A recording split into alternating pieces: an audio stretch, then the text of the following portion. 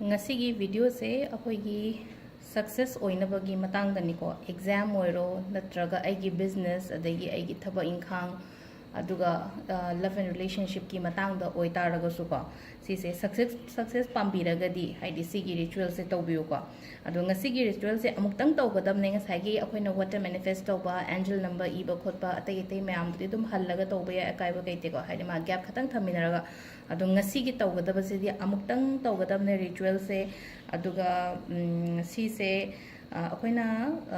aina duk hana thari se kai gino hai matam da haidi room se pura haidi duk ki manam nusiba se hana phahon gadam ne akoina si tawdringe da hai tare ko aduna aina si se tu hana tharaga thamane ngasai gi duk ki manam se loima haidi ka si da loima sandokre na ko aduna si tawge hairaga di duk hana thabiraga ka do manam phajana nusi hanbiyo ko haidi ngasai gi feeling lak na ba hai tare ko kai duk manam se nusi na ko duk manam nusi ba ma ani ohum katang keno toroga smaina yung keno toroga duk thadok piro ko ka do han han bada ko aduga tawgotoba se kai kai no kamai tawgotoba no ai hairage ko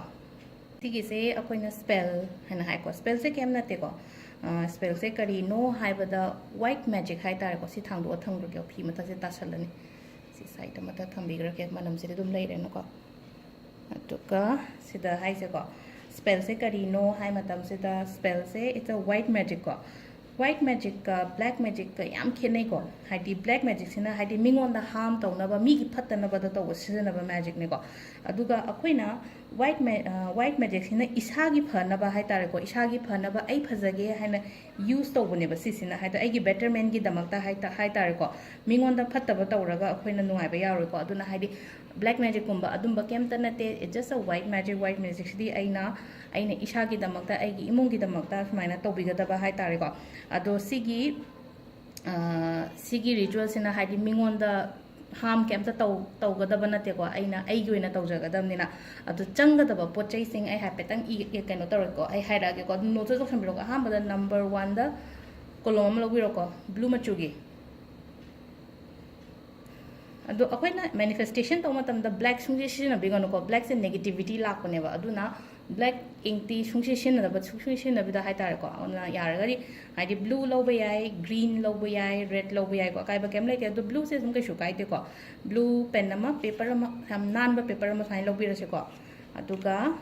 mathang da ngasai gi duk tha ba do ina ko duk tu ma hana thabiro ko aduma leire aduga chanam si khoktok tri ko phajana si chanam si ma leire aduga khohi katang amaga ko aina khohi sidang tengkota katang ama lotho thame aduga vinegar katang amaga ko vinegar khangena koi chaba sina ba vinegar duni ko koi gi noodles kumba hobada kai da hap white vinegar do aduga smaina jar ma chama katang hai ta transparent ba ko ta ma chama hai ta ko yam chawba loroi ko yam chawba loba gi darkar ta de ko si se khoina kona ritual se loira matung da keno lebak manung da phum gi da bane ba aduduna haidi achouba phajaba lobagi darkar oi de icham chamba aina si se karpur hapakpagi pot ne ba ko haidi si se oina lore ko ina ado sida leire changa da pot mayam sina sida loina leire aduga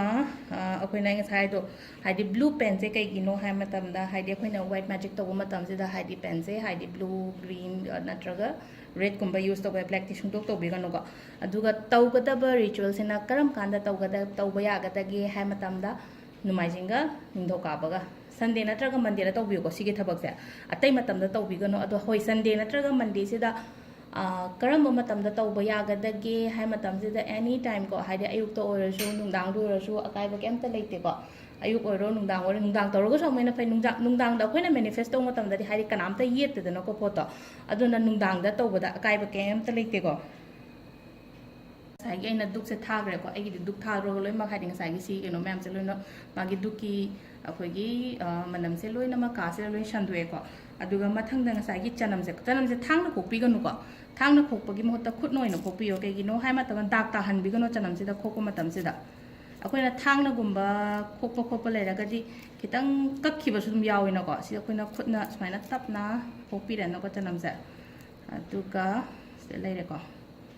अदु खिदा केमता अखोइना केमता सोइदरे को सिदा केनो तो मतम से को चनम से अदुगा चनम से अखोइना सि कोता सिदा हपचन बिवानी दा कोता सिदा हपचलनी अदुगा विनेगर ngasai अखोइना केनो तौगिबदो विनेगर से ड्रॉप अहुम खतंग हाइना हारे से को सिदा ड्रॉप अहुम खतंग हापकदमने याम हापतोय नते को विनेगर से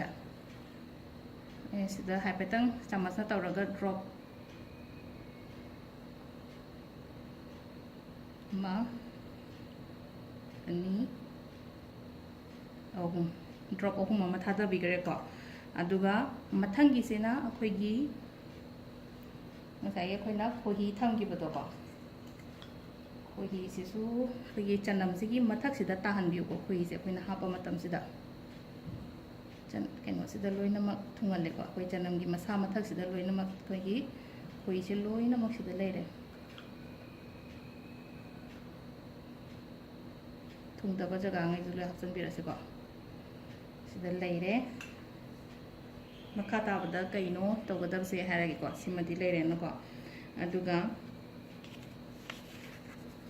sida hai targadi intention hai tare ko igya ai intention se hai di aina exam gi ni boy taragadi ai exam se mai pa e hai na dumaina ni gada ba hai tare ko natraga ai gi thabak ki oiraga su ko ai gi thabak to hai di hazik phangye no ko present tense use to gadam ni ko manifestation to matam da always ai thabak se oire ai nungai re ai pisha pai re natraga hai di ai na ba phare hai na adumaina pura sida oina aina tawringai manung sida hai di keno to gada ba hai tare ko adu sida ngasai gi chi sida na kari igadam no hai matam se da aigi maming hai tar ko aigi maming se manga ra ibyo ko lumachu gi pen aina lawre sida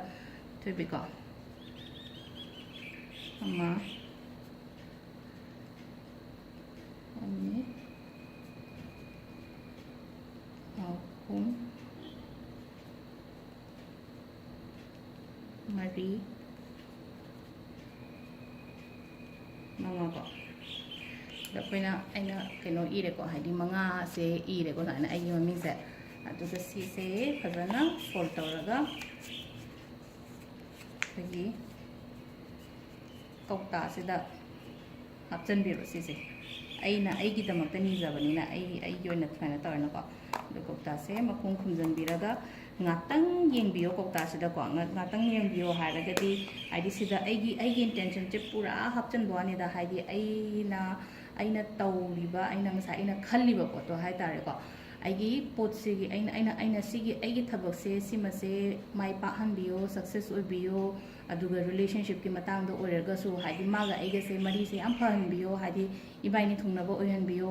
natraga haidi aigi exam se sisina haidi exam se mai pa eko hana dumai roina khanbi ba hai tare ko aduga sigi kauta se le no sigi kauta se kram kanda kamaina thamgadabno hai matam sida numit phangba ma pa ma yengbiyo ko yumda numit phangba ma pa ma da numit taret ni sigi contain kadai macha se ko ta ma jar macha se ngasai gi numit phamngi ba jaga du da numit taret ni thambire na ko aduga nipani suba numit se da ngasai gi akhoi gi